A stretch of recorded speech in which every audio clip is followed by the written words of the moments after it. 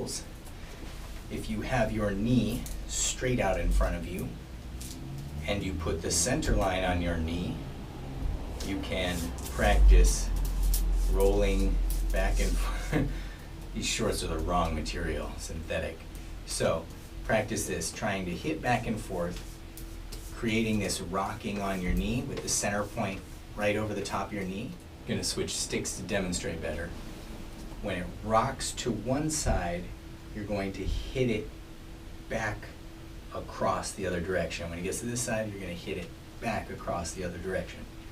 So this was the basic. When it's rolling side to side, you're trapping it and putting it back to the other side. That's how you roll over any body part.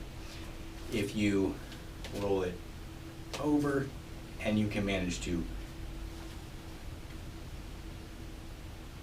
if you manage to trap it in your knee from hitting it back and forth across, there's a little trick where if you put your leg down off center, trapping your knee off center, when you put your leg straight down,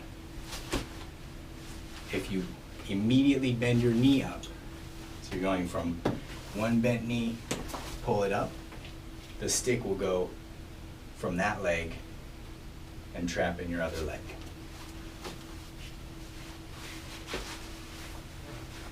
Ta-da! Back and forth. Looks pretty silly to do many, many times. I'll usually go into the knee trap with a half flip.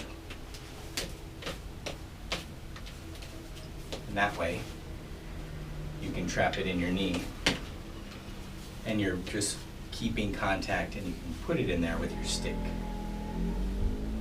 So, it's the act of straightening one leg and tightening the other that brings it across.